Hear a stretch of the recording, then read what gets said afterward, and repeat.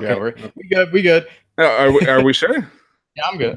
Well, it could be. You never know. I mean, video games are involved, so it's gonna I be an think episode. video games are involved. They're involved. Okay.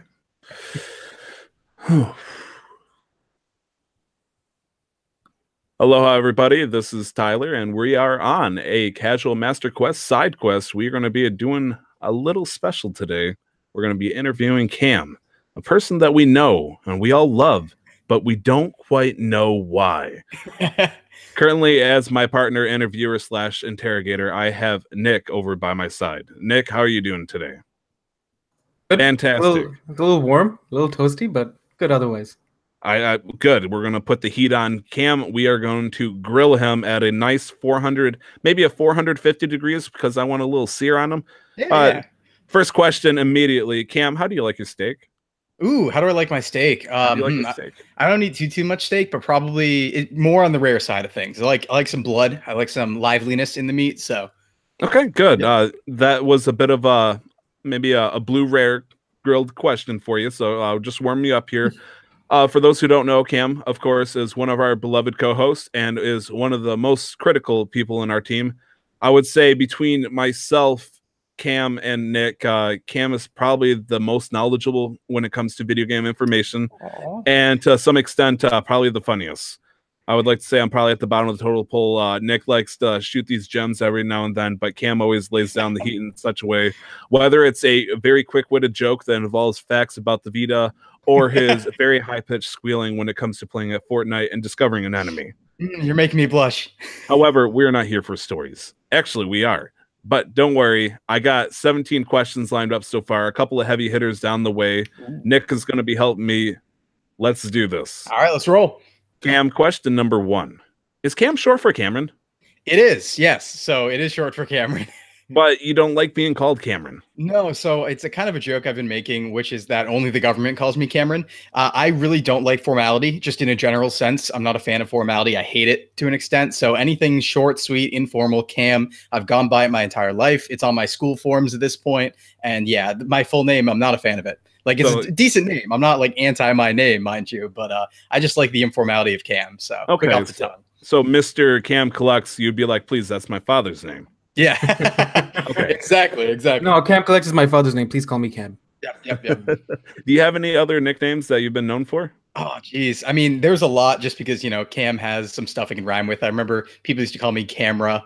Some people just called me Monkey, and a lot of my family call me Monkey because I like climbing all over the place. Okay, I don't have any cool nicknames, unfortunately, like recent cool nicknames. I could use a couple, I think.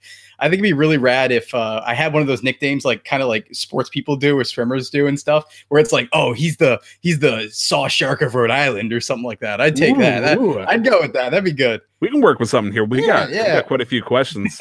There was a point where I was calling you Camelan whenever I was talking with Nick. I'm like, oh, we gotta wait for Camelan to show up. But Camelama was a thing. Camelama Ding Dong was a thing. Oh man, there goes my fun then. Yeah. All right. Go ahead and interject anytime you want to, Nick, okay? Go ahead and hit that buzzer and just shoot him. Well, don't shoot him. We got to keep him alive for the interrogation. We need information. Understandable. Right. And also for the episode. Sure. Well, future episodes. not so much. Yeah, that's true. Like I said, critical character. When were you born, Cam? Ooh, okay. October 5th, 1994. Wow.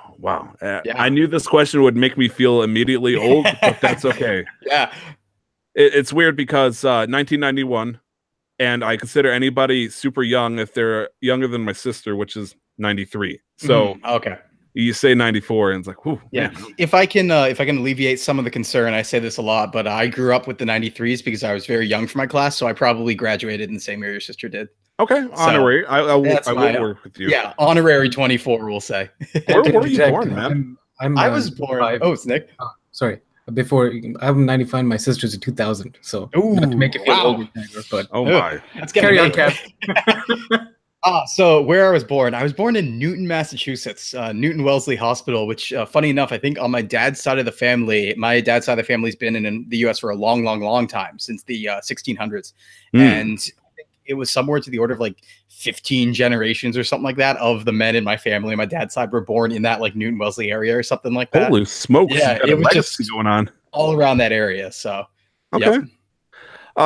this is going to go a little bit over into the video game experience, Sweet. figuratively and literally, because that's the name of your podcast. What was your first video game experience?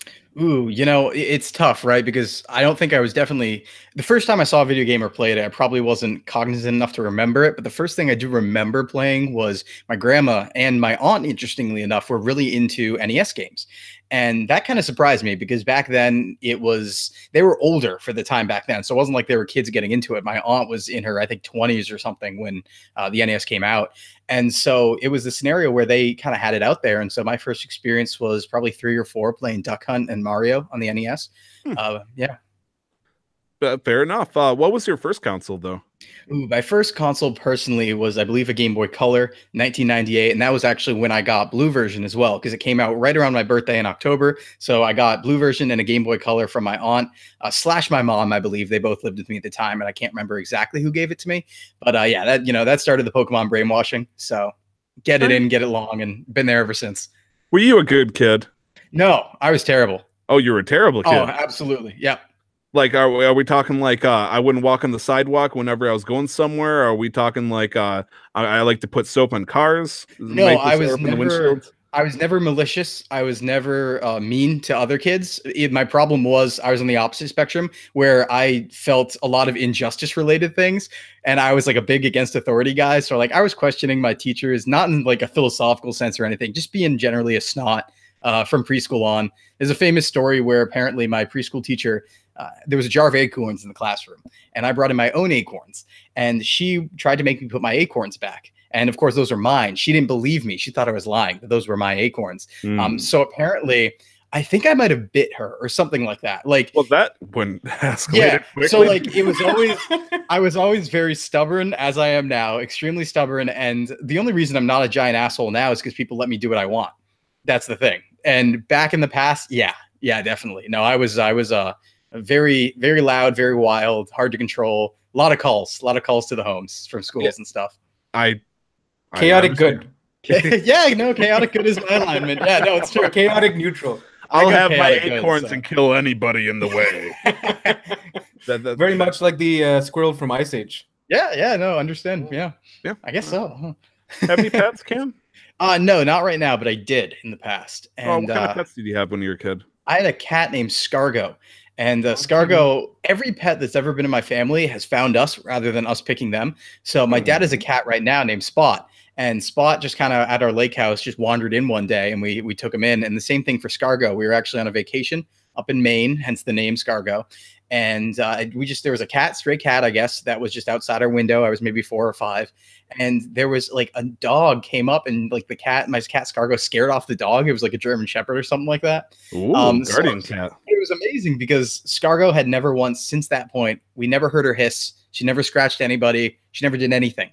And so we had Scargo up until like, I think 2014 or 15 when she was put down. So like 90, 98, 99, maybe all the way then. Yeah. I'm sorry to hear that, but it sounds like she lived a very big, happy life. Yeah, she was a good kitty. Okay, fair enough. Did you, actually, I almost skipped a question here. I think we actually answered it, but I'm going to reiterate for the sake of time. What were you like in high school? Oh, no, this one. Okay, this is different because high school is a different story. Whew. So high school, man, early high school, I was as hardcore as I am now about whatever I was into at the time. I was very fat. I was a big fatty. I was getting up to around, at my worst, I think around 240 pounds or something like that. Okay. And at 5'10", it kind of showed. Like I look back at pictures now and I'm like, man. But during 10th, 11th grade, right around then, I kind of got more into the internet culture full time. And I watched Gurren Lagann for the first time, an anime that I've talked about before that really changed a lot of my perspective on life. And I've carried that even up until now. And from that, high school became like my friend group and I just being the tightest of friends you could ever imagine. We knew everything about each other. We still do. Absolutely nothing off the table. We, did a bunch of crazy stuff. We were all boisterous. We were all loud. We were all confident. And I actually ran a news channel as well. And it was probably some of the funnest times I've ever had in my life because we were just so wild. And everything was about like, reaching new heights, surpassing the heights of humanity and stuff like that. So, okay, this explains why you got really defensive really quickly when the topic of recommended anime, and I may have trash talked this lately, and you you went up in arms fairly quickly. I up until 2016, I want to say I wore the drill necklace from Gurren Lagann. I had that every day. I wore every day from 2012 to 2016 Why'd you stop? That's cool. Come on, Cam. I lost two of them. I lost two of them. That's the only reason I stopped. You only have two? I've over those years, I've lost two of them. But I do have one. Like a medicine cabinet full of them at this point. No, it's the single one that's special. See, the soul resides in that single drill. But I have a friend who made me one through metalworking back in the high school, and I still have that one. I wear that to I wear that secretly to formal events to keep it going a little bit. I wore it to my college graduation actually, so I didn't tell anybody, but it was there. No, that's fantastic. This is information I was absolutely hoping to get from you. I'm going to hit you with a heavy hitter if you don't mind. Oh, definitely. Let's go. Tell me about your parents.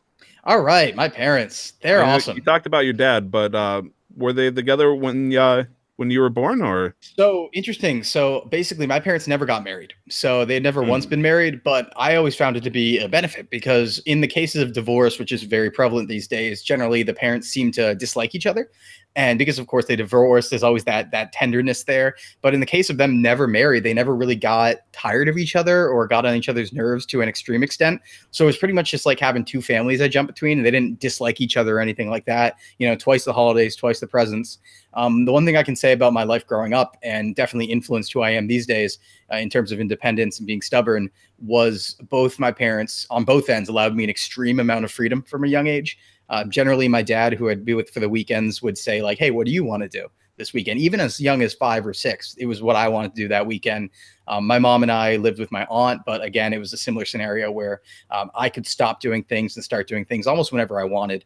You know, I was never too constrained in terms of don't play video games till your homework's done or any of that.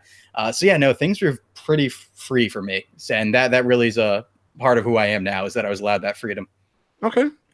You say you often spend a lot of time going between your either your parents' places, and I believe that's why you really enjoyed the Game Boy Color and other portable games. Yes, yes.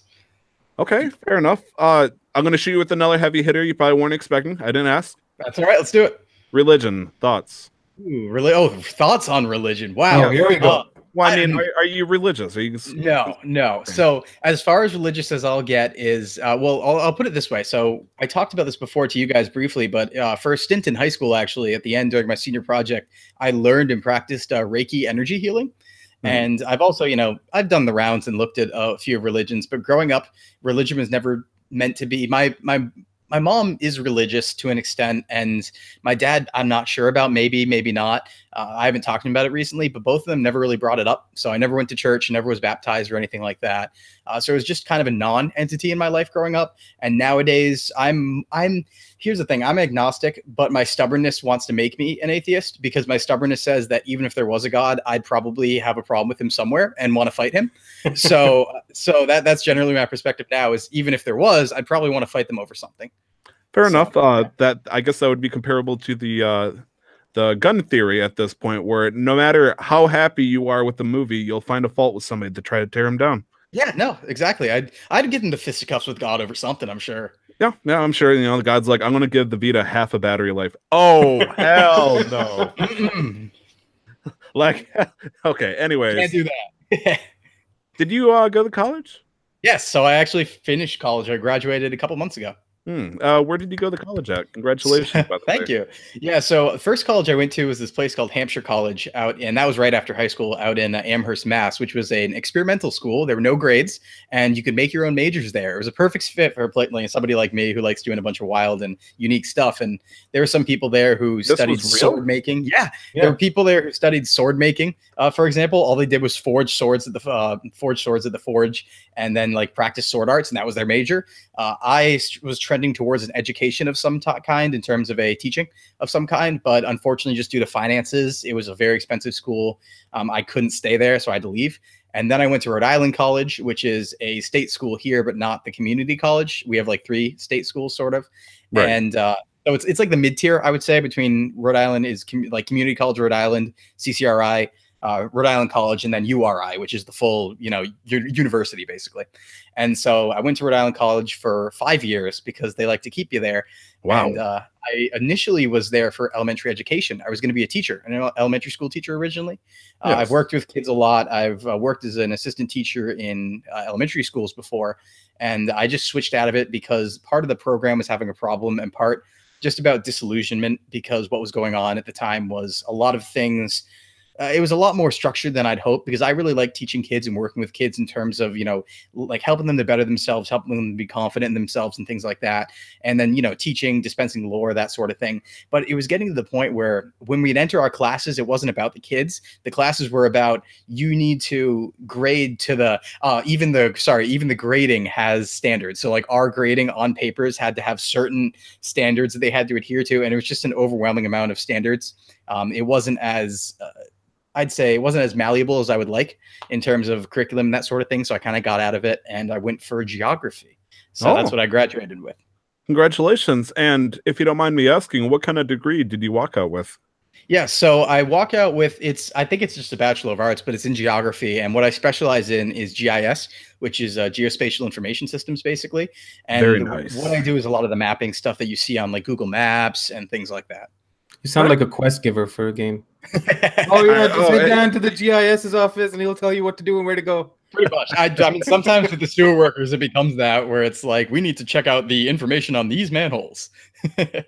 that fair. Jeez, dude, that was not the way I was going to try to imagine it, but sure. What kind of projects do you work towards in your free time? I mean, besides playing games, we're on it right now. So I do Into the Video Game, which is the podcast I produce with my friends. And that's been going for over a year now. And I'm also here on Casual Master Quest, of course. And right now, because Into the Video Games, going solid, we're getting the good numbers, getting good deals. And that's kind of a set process, I would say, set schedule every week. I'm focusing really hard right now on Twitch and trying to grow that and get bigger on Twitch and have a good time there as well. So that's my main focus right now. All right, fair enough. This is another big one, but I have you anticipating it. What is your favorite game of all time? Yeah, it's what I will say about this is I'm not going to say this is by any objective measure. When we're talking about my favorites, of course, I'm talking about the one that personally resonated with me, not the best design game I've ever seen, because it doesn't even have to be a GOTY. I will not judge you. You could tell me it's Super Mario or Superman 64. If it's your favorite game, go at it, sure. Yeah, and because I just think I have to go with Persona 4 Golden. I could go Pokemon Blue because that's what got me into games, but Persona 4 Golden brought me back into games. And so for that, it's very important because there was a period of time late high school where I didn't mention it before, and I'm hopefully it's not one of the questions because I do want to keep the video game persona separate from some of this. But I'm very much and was very much into politics. I just don't talk about it online at all. So there was a period in high school, late high school, also early college, where that's all I did. And in terms of a hobby, I stopped playing video games. I just focused on politics. I reported news, did stuff like that. A lot of the news reporting skills I do now with Into the Video Game, I kind of picked up there. And so I kind of got out of video games, and it was just through boredom that I picked it back up and happened to pawn Persona 4 Golden for a chance. And I was so intrigued by it, a different thing that a video game could be from the standard fare I imagined, that I got completely back into games, became a collector, and that's where I am now. Fair enough. You touched on it. Background now makes sense with all the numbers and the statistics. Yeah. Underground. Numbers, very similar. Graphs. I would love to see you with the graph, actually. I've not seen you with the graph. That's because you haven't seen. I used to do PowerPoints at my college club, and I do have graphs. I got a lot of graphs. You must be popular. But not good enough. Now it's a requirement. You have to go and print out these graphs, and every week, even if it's something like hold them up, just like hours I've spent in the last week playing game, you just put out a pie chart. Or I mean that shouldn't be too hard, right? With enough technology, just Google that. Easy. I can do that. No, easy, but like you have to make like the big physical charts and bring them and like have put it on an easel in the background. Yes, exactly. Cam, you touched on a little bit. I'm just curious a little bit. Is there any kind of political parties you associate yourself with? Yeah. So in terms of politics, here's the thing. I don't no. So no is the answer. I don't associate with any particular party. But when it comes to talking politics online, I want to make sure that my online persona, at least for like people who listen to video games, stuff like that, is not associated with politics in any form. Because that's a political based decision, because if we're talking about, politics and philosophy, it's political to say I'm not going to talk about politics and be apolitical, or try to, on the podcast. So that's my opinion there, at least. But yeah, that stuff is meant for secrets and in person, I will say. So that's one thing I will decline to answer. But I will say that I am radical in where I am. So there's not a simple way to answer that question. Oh, I totally understand. If there's two things that can sink your career, is by divulging either information about religion or politics, because there are so many diverse and very well-spoken groups that will they get really turned down if it turns out they're not the same as you. That's why you guys should come to Canada. Yeah, well, see, I have no problem talking about religion on here for the most part, especially what I believe. But when it comes to politics, I wouldn't mind talking about it at all if I hadn't already made the choice on my online personas, because I don't want people to be able to figure it out either. That's part of the fun, I think. Of course, I want to make it I want to keep it a secret. I'll put it absolutely. He secretly supports Superman from this, Superman 2020. Anyways, as a notable fan of the PlayStation Vita.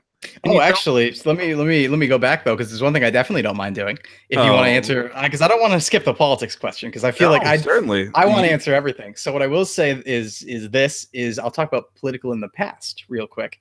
Up until very early on in my life, in middle school, I decided I was a communist, had no idea what it was, and quickly fell out of that. In high school, I respect that. In high school, I was known as Captain America, or Americam. I was a hardcore conservative, and I would to the point where I had jokes about killing commies and stuff like that. Oh Lord, yeah, I had no idea with the older gents. I had no idea, of course, I had no idea, that's not something you say, regardless, right? That's not something you say as you're going around killing people or anything like that. But yeah, no. So in high school, very early high school, I was a hardline conservative. Then I was a libertarian for a bit. Then I was an anarcho-capitalist for a bit. And many far down the line, I'm somewhere else completely. So I was going to guess either a socialism or fascism, but that's beyond me. Do not have to detail in. I can say I've never flirted with socialism. I have flirted with fascism. Okay, fair enough. In the past.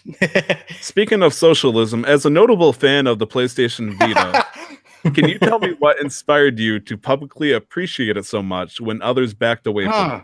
Man, I mean, that's just such a hard question. I don't know how I'd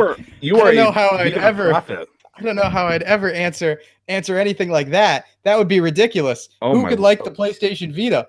There's nothing to play. I brought props for this. Okay, so that's my, I think, 33 Vita games physical. I was gonna say, for the audio listeners, Cam was very kind enough to show what looked like between 2.5 to 3 dozen PlayStation Vita titles stacked up. I thought it would never end. I was hoping it would never end. It looked like the opening scene from Spaceballs, where you're waiting for the ship to just keep going and finally wrap up, but it just kept going for another solid 45 seconds. That was the Vita titles that he had purchased. Yeah, it scrolls. But yeah, so in regards to the Vita, so the actual reality situation is that the Vita is a great platform, and everybody who didn't jump on it, I feel, are the ones who were mistaken. And the reason for that being is that the Vita, especially with the addition of the PlayStation TV, which came later down the line, because that's one thing that really just sells me there, is the Vita was not meant, and they didn't really know what they were doing with it, but in the Western market, because it's doing great in the East, but in the Western market, what their intention was from Sony was like, oh, I guess we'll see if we can release some Uncharted's on it, maybe some Call of Duties, make it big. But the problem was the Western market doesn't like handhelds as much. And so the core gamers who like Call of Duty, who liked that sort of game, Killzone, that sort of thing, weren't looking to play handhelds. So the sales were terrible. Because of that, it became a JRPG machine, it became a Japanese game machine, and also a port and indie game machine. But that's where it shines, because as I've told you before, I really like handhelds. So what you have here is a handheld system that, of course, can like play through a majority of the God of War games, majority of Jack and Daxter games, Sly Cooper games, his collections for all of them, Metal Gear Solid games, all the big Sony franchises were pretty much all rounded up on this one system. Through digital downloads, you can play Final Fantasy 1 through 10-2 on this thing. And if you're talking remote play with the PS4, you can play 11 as well. And 15. So in terms of just a variety of things you can get to with PSP download titles, with PS1 download titles, with all the Vita games as well, like these are all physicals here, there was just so much to offer from the library. But the one big thing that I was really interested in is Vita also as an opportunity for exploration, because you know, we often sink into, I feel, or at least I did, buying our favorite franchises over and over and not branching out really, where it's like, you know, you wait for the next thing to come out in the thing you like. And Vita for me was, I picked up the console on a whim and I was like, well, I don't know anything on here. I don't know what any of these things are. Let's figure it out, right? It's like, I know Metal Gear Solid, but what's Persona? What's you know, Valkyrie Drive? What's Trails in the Sky? I don't know what these are. And so it was exploration in terms of finding new series, finding new types of games, and finding new genres I enjoyed. There are 2 points I want to put out here. That it sounds like you're maybe putting the PlayStation Vita to the equivalent of Pandora's box, where you open it and you discovered hope and despair. Exactly. Danganronpa at the same time. That's very true. And awesome. The second point I want to point out is, and this is a bit unrelated, you had mentioned before that if Microsoft would like to challenge or defeat Sony on a large margin, they would have to simply open the floodgates of money and then just you know, just douse them. It almost sounds like Sony did a similar tactic against the Nintendo DS at the time, where they dumped a lot of money, made a very high spec handheld, but then they didn't have the mid game to the end game to keep up with it. They just wanted to make a giant, very awesome handheld. Yeah, and that's something that I think, or at least I respect, is I respect the power, because I don't respect, like, selling is one thing. You know, every console sells. If it sells well, it doesn't necessarily mean it's the best console ever, right? But very for true. Like PSP and the Vita, at the time those things came out, they were cutting edge. The PSP at the time, mind you, in like 2004, was a handheld that had graphics in between the power of a PS1 and a PS2. Nothing that the DS could even hold a candle to. The same thing with the Vita, where while the 3DS had a 240p screen, the Vita was pushing graphics between PS2 and PS3, probably like a PS2.5 even. And to see that on a handheld in 2011 was goddamn impressive. Yeah, it was mind-boggling. Yeah, so I respect them a lot for putting the power into it. Of course, a lot of monetary problems came because of that, but I respect the system a lot. And people who want to explore, I think, should pick it up. But there's definitely plenty of games for anybody to be interested in. Every genre, every major indie game. But yeah. All right. You're obviously on the podcast with us with Casual Master Quest, but you started your own. Tell us about Into the Video Game. Yeah, so Into the Video Game, terrible name. So here's what happened. So you said it, not me. Yeah, no, I know it's a terrible. I mean, we're Casual Master Quest. We sound like an Indian flick, if you want, you know, a Bollywood film. Every person I've mentioned the name of our show to, it's always not been met with laughter. Well, yeah, always, and I've been like, well, but you know, we're just having fun, and they're like, oh, okay, that makes sense. It's like making a band called Hot Nightmare Candy. It's like, that's good though. I like the name. I like Casual Master Quest. So here's the thing, right? So Into the Video Game started as very early in college, probably around 2014 or something like that. My friends and I, who, as I've told you before in the high school story, are extremely close to the point of insanity. We had always felt like, man, we should do Let's Plays. Like, we should do a YouTube channel or something like that. You know, the dream everybody has these days. But we decided basically wait until everybody has a plan in life. Wait till everybody is, you know, somewhere in one place staying there. So we all graduated college. My friends graduated a couple of years earlier than I did. And they found themselves in the same area. And I found myself here for another couple of years. So I was like, guys, why don't we do it? Right. It's fantastic. It's like it was fate. Yeah. It's like it's fate or something. So we practice a lot. My co-founder, Sam, who's on Into the Video Game, we practice a lot for the intention of doing videos in his basement, doing Let's Plays for, you know, as we started collecting 2015, 2016, 2017, doing stuff in his basement just to test things out. And I want to say 2 weeks before we started, or something like that, I made the call where I talked to Sam and I was like, I don't think videos are the way to go. I want to do a podcast. And that was about 2 weeks before we launched the whole endeavor. And we were still not sure if we wanted to do it or not. And he was like, okay, I'll do videos and you can handle the podcast. Great. E3 2017 comes along and we decided on the day, June 10th, 2017, we decided on that day to start it because we were like, okay, you know, we don't have a logo. We don't have a name where we pseudo have a name or something like that. But we're like, it's E3. We need to jump now or never. And so we jumped, and my friend Josh, graphic designer, he just mocked up a logo for us in like 20 minutes, which is the one we have over there. Oh, I love that. We recorded on, we had bought equipment already for testing. So we recorded on a Blue Yeti all laying on the floor. around a Blue Yeti. And the Into the Video Game name was originally meant to be ironic because it was going to be a video series. So it was going to be like, whoa, 90s aesthetic, like we're going into the video game. And of course, with the podcast reporting on news, we dropped that very quick. But the name stays. And the good thing I will say about it is all the websites were open. So now we have intothevideogame.com, which I'm happy about. Hey, ITVG, very good choice. Yeah. You can get a good ITVG. We use that sometimes. It's good. But yeah, that's what's going on there. How many episodes are you in right now? 59. 59. Yep. Cam, a bunch of side stuff. With that, many people would usually give up on projects like this after a while. What allowed you to persevere? Yeah, so I've seen a lot of this too, just being around where people generally go. Actually, funny enough, a lot of people won't listen to podcasts until they're at their 20th episode or something. It's a thing because they want to see if they'll continue or not. They don't want to get invested in something and then have it drop. For me, one part, I'm stubborn, so I'm not going to give up. It's very much a stubbornness thing. And I'm also very prideful of the project because it's my personal project. So, right, that's the thing, right? Since I took it all, I do the editing, I do the posting, I do the advertising. Because of that, it's very much tied to me. So if it stops, it's going to be because of me. Right. And not because of any other excuse. And to that end, I'm not going to stop. So it's a fever at this point. But what's really nice about it, on that end, part on the fact that we actually picked up some really dedicated listeners very early on who email us practically every week. And just even hearing from a couple of them every week in the very beginning was super helpful for that. On top of that too, generally if you do something for 3 weeks, it becomes a habit. So these days I actually can't remember, I can't remember what a time was like without the podcast where I'd have Tuesdays and Wednesdays free. So nice. It's just a thing now. It's, we're in it. It's a non-hassle. We have everything streamlined pretty much. Editing only takes a couple hours. So we don't see any reason for it to stop soon. All right.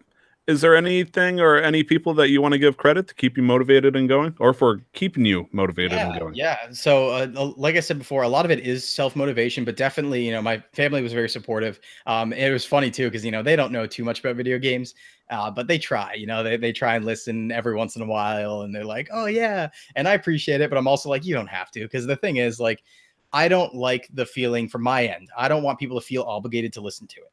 I don't want people to feel obligated just because they're my friends to listen to it or something like that. I don't care about that. You don't want a guilt trip? No, I want people to listen to it if they're interested in the content, because I don't want it to be anything but serious in terms of people who are listening enjoy it and not doing it as a service to me or anything like that. You don't want to make your grandmother listen to it out of pity or something. No. Okay, fair enough. And my friends as well. Even my friends are into video games. They see me enough of me. They don't need to if they don't want to. But in terms of other people, I definitely give credit. We got a very early listener / writer in named Sam from New York, and he wrote us in, I think in June or July of 2017, and it was a month or two in, we were just getting started, and he enjoyed us. He said how much he loved it, and he'd been emailing it in. We had a couple people like that as well. Liz, a person from Rhode Island, as well as Luboš recently, a guy from Slovakia, who has been emailing in a lot. So of course my friends as well, they've all been great in terms of making sure they can come on every week, freeing up their schedules. So big credit to Josh, big credit to Sam, our buddy Zach as well, who was a member up until recently when his work schedule didn't allow it. Big credit to Haley as well, who's doing a lot of our posting early on social media. So yeah, whole team, full credit. But yeah, there's a lot of motivation. It's a team effort, definitely. Definitely. And if Cam didn't remember or mention your name, it's probably because he might be terrible with names, and he totally would. You think you got everybody? I'm trying to think if I got everybody. If there's someone who's like, please say my name. Please say my name. Well, I'm thinking of motivations, right? So thank you to all the fans. Yeah, thank you to all the fans, of course. But yeah, no, it's the main group. The main group has always been myself, Sam, Haley, Josh, and Zach. And things have changed. People have come and gone a little bit depending on their schedules. But right now it's just Sam, Josh, and I primarily doing doing episodes week to week with guests and stuff. But yeah, they were all part of the process for creating it, advertising it, getting it out there. And I still consider them part of the team. We have a team chat and they're all in it still. So all right, fair enough. Since you've become a podcaster, what skills did you have to learn? Man, a lot actually. So one thing that was really, really nice was I used to do voice work for the morning show that I ran. So I had a little bit of experience speaking, public speaking, doing teleprompter work and stuff like that, which we don't use a teleprompter, but reading off of scripts and things like that. But that was still the most difficult part, I would say, because altering your voice and trying to get the best podcasting voice you can, you have to be incredibly, incredibly careful about P's, S's, any of the plosives. And if you just P into the mic, like I'm going to do it right now, just like a strong P, you'll hear that and it'll sound horrible. And there's a thing called sibilance as well with your S's, which I do have, where on the end of your S's, it sounds like a hissing of sorts. And it's hard to change, but I recognize it in myself. And it's something I'm really trying to change. But yeah, definitely getting rid of ums, trying to get rid of buts and ums and doing things like that. Just giving a pause, basically, if you need to think of a thought. But one thing outside of the voice work itself that it really got me into was understanding and trying to do self-promotion, which I really don't like, but you have to do it. Right. I do feel you got to be selfish when it comes to doing that. I do feel bad about it, but even more so than that, one thing I really appreciate about it, and I would honestly say everybody should really get in this habit, I think, is try and do your best to support your friends, at least in a sense. I know I said that people shouldn't feel obligated, but at the same time, I do want to say that nothing's opened my eyes to the amount of effort put into something versus the results as podcasting, where, you know, we'll put days, weeks of our lives, you know, 8 hours. We used to edit for 8 hours. So we'd edit 8 hours on an episode every single week.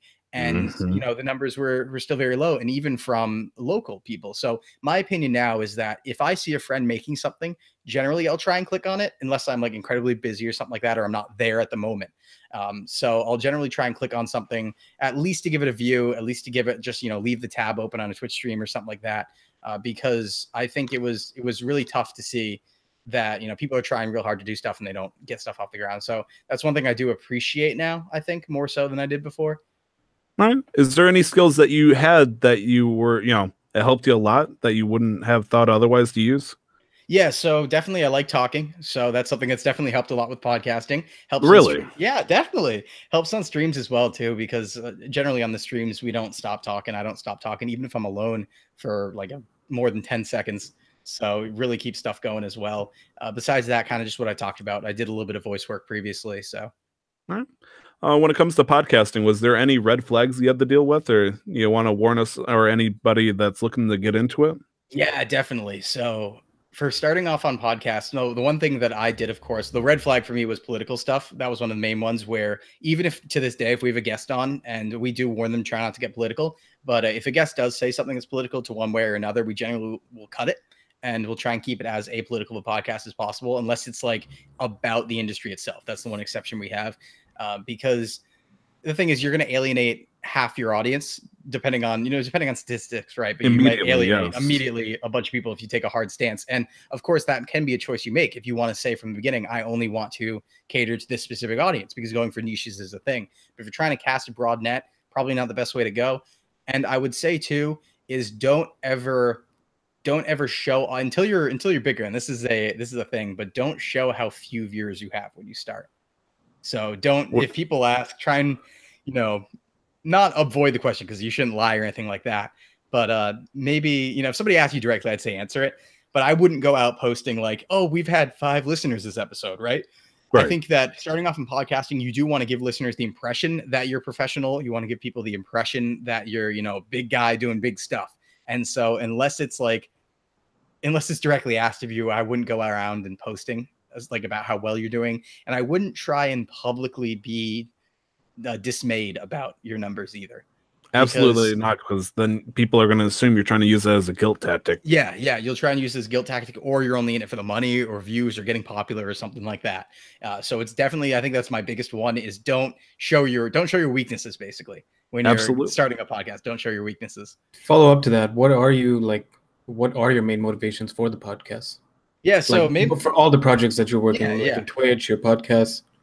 So main motivations. So I'm definitely, you know, there's a little bit of selfishness in there for sure, if I'm being completely honest. A lot of it, though, primarily was the idea that my friends and I know a lot about video games. We talk about it.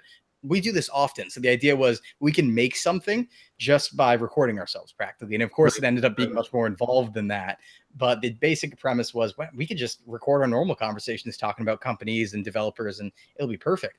And so that was one of the main ideas. But then from that, it kind of became a thing where it was like, I really like whenever I get in a hobby, I like getting really deep into it. So even my like tertiary hobbies, things like that. So like anime is not my primary hobby. Here's a good example. So really, video games, your lifestyle. Yeah, well, yeah, video games aren't my primary hobby. I watch anime, but even though just enjoying anime, I still was like, I want to make sure I'm watching like 10 shows every season. I want to make sure I get through a tons of series and understand the medium to an extent. So I like getting deep with my hobbies no matter what they are. And so this was just another way to do that too, where a lot of my friends in college and late high school were artists. And so they were able to create stuff, you know, they created plays, they created art. And I was never good at creation of things. I could only talk very well and entertain a little bit. So it was also really nice to make a product from my perspective, to actually finally be making something that people can consume and enjoy. And then from the more selfish side of things, it's definitely partially a thing where it's like, hey, you know, in the future, I'm not going to put it out of the realm possibility that we get big to a point where we can, you know, potentially monetize to a sense. And that way we can do more of it and fund the lifestyle, because I really like being in the video game lifestyle. Like I said, I hate formality. So I don't wear a suit at work. I hate suits. I don't want to ever wear a suit. I generally try and get out of it at like even weddings and things like that. So I want to be able to live as myself and live the life I want to live. And to do that, I want to do stuff like this, I should say, to maybe try and offset it so I can do more of that and less of the, you know, work grind office man stuff. I understand that. That's the selfish motivation. Is I very much dislike the 40-hour office work week culture, and completely will not do it. I refuse almost to do it. So, just to put it into a lighter mood real quick, what's a game? Well, actually, this is going to make it worse. What is the game you've tried playing, but after so much, you decided it wasn't worth finishing? Yeah. You know, I don't drop games too often. There are a couple. Usually my rule is when I start a game, I only buy a game if I intend to finish it generally. And so if I do start it, I'll kind of force myself to finish it before the next game. There's only a couple I dropped, and one, Assassin's Creed Unity, which everybody knows the joke about that if you're in the video game world, where it was so buggy at launch and so all over the place that I put maybe 40 minutes into it and was like, no. But one recently that really for no particular reason got me was Ni no Kuni 2. Really? So, Revenant Kingdom. Yeah. So I put about 27 hours into Ni no Kuni 2, and it's about maybe a 45 hour game. An RPG, JRPG, right up my wheelhouse. And I wasn't even playing anything primarily at the time besides it, but I just kind of fell out of it and have not jumped back, and I don't intend to. And it's really rare for that to happen.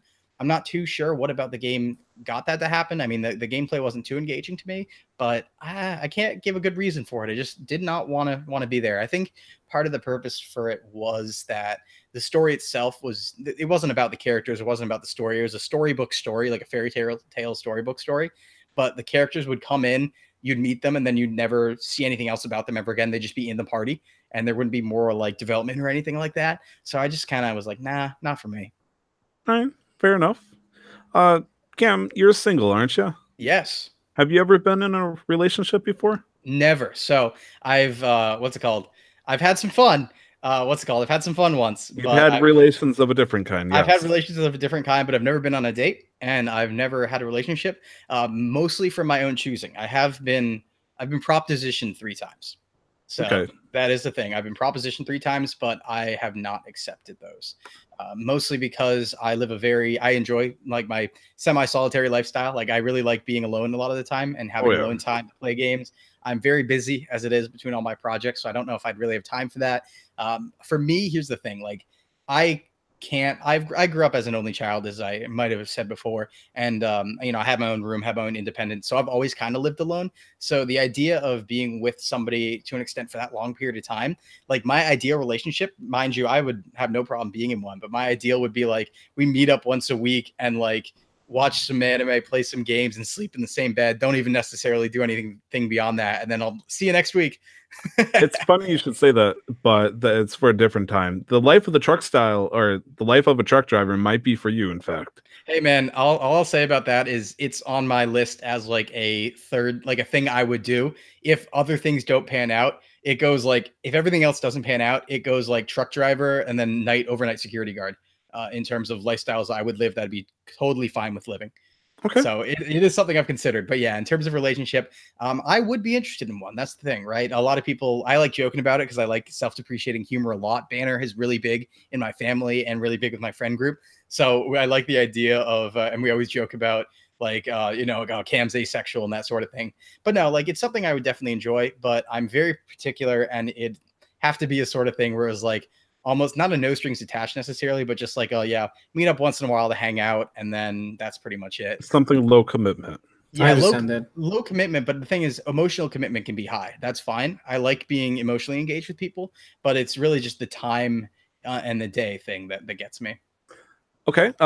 And you did invite me to be a little bit more open about my questions. Yeah, Is there a sexuality you identify as? yeah, I am straight for the most part. Yes. Okay. Yeah. For the I I most will part, say I like that answer. I say for the most part because well, it depends how you want to classify it. So I of course I am identifying that way, like I'm attracted to the female body. But that being said, the one time I did have a fun time, we should say, it was with somebody who then later came out and identified as what's it called? Trans yeah, no, yeah, transgender. Yeah. Well, no, gender fluid, sorry. Gender fluid. Okay. So Fair enough. at some times that person would identify as a male, sometimes a female. It's quite the landmine topic if you're not like completely fresh onto identifying all the Topics, yeah. terms. Yeah. Luckily, Yeah. where I've been and where I've been around in life is gets me on top of the turns generally. Well, But, yeah, so that's why I say for the most part, because it depends on other people who classify that. But all I More would say reason is, for people to come to Canada, because if you offend somebody, you just say sorry, and then it's all forgiven. yep. Right, All I you don't will even say say sorry, is, it's just Sudi. yeah, that person had a part that would be considered traditionally female, is what I will say. Okay, fair enough. Yeah. Well, as a married person, I'm not allowed to say anything otherwise. That's okay. You choose yourself, but I am moderately disappointed. Anyways, if you could interview any video game industry rep for half an hour, who would it be? Ooh, see, you could go for the easy ones, right? You could go for like, oh, I want to do Satoru Iwata or something like that. But I was thinking about it, and I think I actually would want to interview Phil Spencer from Microsoft. And yeah, the reason A surprising why, answer from you. yeah, the reason why is because I have a lot of respect for Phil Spencer, and what he did was Don Matrick was the previous head of Xbox before Phil Spencer, and he was the one who did a lot of the driving Xbox 360 to the ground with Kinect and all of the always online stuff for the Xbox One. He was the guy who did all of that, and then Phil Spencer came in and turned it all around. And he seems to, he actually play games and actually be engaged with games. So I'd love to get a candid sit down with him and just be like, how did you turn it around? Like, how did this occur? What was the thought process of the Microsoft employees at the time under Don Matrick? Like, was this his idea? Was he pushing for this? Was everybody, were you a more light in the darkness who was like, guys, we should make games for core gamers? Like, I really want to know what happened in that transition there. It's just a topic that interests me. So I'd love to interview him. If I could be critical, if it was a critical, like, I'm interviewing you to make you understand something and get answers, probably Masuda over at Game Freak, Junichi Masuda, who works on Pokemon, because I'd want to aggressively and semi-angrily question him on why he's trying to make Pokemon a mobile game. Yeah, because I feel like I could tell him things. I agree with that. I don't know how much he knows. I very much agree with that. I feel like I could tell him things that would give him a good perspective, and I'm not too sure. I'd pay to watch that happen, Cam. But I feel like I could be like, dude, listen, like, you're trying to make games for a mobile audience. I know you're afraid of mobile games. I know you are. You're afraid of apps. But you have a core audience of like 15, 16 million people who buy your games every time. Why aren't you making games for them? Like, come on, man. And yeah, so that's my hardcore one. If I had to grill somebody, it would be him. Oh, man, that would be frightening. I feel like he would look at you blankly after the translator, like, said the bit, and he would just stand up and leave. But I suppose if you like chained him to the chair, which we would never suggest that, no sir or ma'am. I would. Okay. Anyways, do you speak any foreign languages? Yeah, a little bit. Hi, watashi wa nihongo wo skoshi hanashimasu. Yeah. So a very little bit of Japanese. Okay. Yep. Your Japanese is a little bit. Demo. No, that's pretty much all the questions I have on my end. Nick, do you have any in yours? Not a question per se, but my only observation is that Cam is very much both in the wrong, very much in the wrong time period and also in the right time. Okay, I thought you were saying in the wrong. I'm like, in wow. the wrong. I'm like, No. let's go. He's in the right time period. No, I'm not about to start all of that. No. He's in the right time period because of the video game stuff. Right. But just like your outlook on things, I very much believe you belong in like a Hemingway novel, or I'm trying to think of the name of that. They did a movie on it. I can't remember the name of the book. We read it, but they travel Harry Potter. in a beat down car from one end of America to the Potter other. 2, Secret Secrets. There was No, not that one. No, Yeah, I'm like, this is an anime I can't Go back in time. Prisoner of Azkaban? No. But basically, Camp belongs in the 60s, right? Yeah, Where well, that's what I feel like. Where 60s, like 70s, where you I really see what you're feel getting at, like, though. Well, see, my perspective on it, though, is because I'm a stubborn person, right? My perspective on it is I don't care what time period it is. I'm gonna make it work. You know what I no, of mean? course, So yeah, no, yeah, I yeah, feel yeah. like it'd make it work regardless, but just like very much part of that Woodstock mentality, Yeah. Woodstock crowd. Yeah. All right. I do have one final question to wrap it up. Mhm. Is there anything at all that you can think of that you'd want to tell your friends, families, fans, anything? Ooh, Just ooh. one big shout out that you could possibly wrap up to send out to the world. Yeah, I think what I'd use this to say is I'd use this probably because of course you could just do the like thanks everybody, Of but I would course. want to do this to say a little something about how I treat things because I'm not sure a lot of people like know this or don't or believe this necessarily, but generally like the things I'm talking about, the silliness I am when I'm talking about the banter and things like that, when we're talking about all the jokes about like that's not anime, I don't understand, like generally everything I say, like I'm a joking person. I have fun with things, but I'm serious about practically everything I'm saying. So like where it's the joke we've had before. I talked about it on a stream once where it's I'm not a nihilist, but I like the idea of a happy nihilism where we're to the point of just like we don't really care. We're just gonna kind of be ourselves. So like the front I have isn't really a front in terms of it being like a wacky, being wacky, being goofy, joking about this stuff, openly talking about like hentai or whatever. A real life That's facade. yeah, that's all completely serious. Like that's all 100%. Anytime I'm talking into the video game, that's 100%. So like the only thing we obfuscate really is political stuff, because we want to keep it apolitical. But beyond that, this is 100% real. And when you see stuff like this, when you see me on stream, that's all 100% real. So I'm not putting up any persona or anything like that. That's just how I am generally. And you can even hear the inside jokes of my friends on situations like that because yeah, I really, I say everything about it openly where it's like the one thing I'm terrible at is responding to messages. So if people send me messages, you guys might have seen this a couple times. Sometimes I just won't ever respond unless you ask me a specific question. And then sometimes even still, I won't respond. So like, that's all like 100% genuine. It's not malicious or anything, but I would use that point to kind of say like, now I'm being real with pretty much everything I'm doing. So don't think there's any front or anything like that. Fair enough, ladies and gentlemen. That was Cam. Cam can be found on Twitter at Cam's Collects. The interviewers were, of course, myself at Tyler Vidito and then Nick at LR Warrior 11. Don't worry, guys. For those who are listening after the live show, obviously you heard it after our main show this week. However, those who are listening live, you will be seeing us very soon over in about 10 minutes. We'll be starting the main show. However, this is it for this one. That was Cam. That was Nick. That was myself. That was the interview of Cam. Hopefully you understand him a little bit better. Yeah, And thanks for this, guys. This was fun. Absolutely. We'll see you guys next. It was wonderful to understand you a little bit better because any single time I can get a deeper look into the people I work with makes me happy. Because sometimes it's scary, the unknown variables, because you don't know what's going to happen. And maybe you'll find out something about them that you won't like. But honestly, I'd rather know. And yeah, as a final word for me, in terms of what I was saying at the end there as well, as you saw here, I mean, I had no problem answering like sexuality questions, things like that. So what I really want to stress is that I am a complete open book when it comes to everything. So just literally ask me anything, and I really will not take offense to it. You would have to try very hard to offend me, and it probably won't work. People have tried for years at a time, and it doesn't work. So. Right. You can find his work over at Into the Video Games, which is also his that's his main podcast right there. If you want to check out his work streaming, it can be twitch.tv/camcollects. Hey. Anyways, enough shilling on my end. That was the side quest for Casual Master Quest. Let's start the main show soon. And don't forget to never stop the grind. See you guys later. See ya. Bye-bye. Bye-bye. Love you. Love you.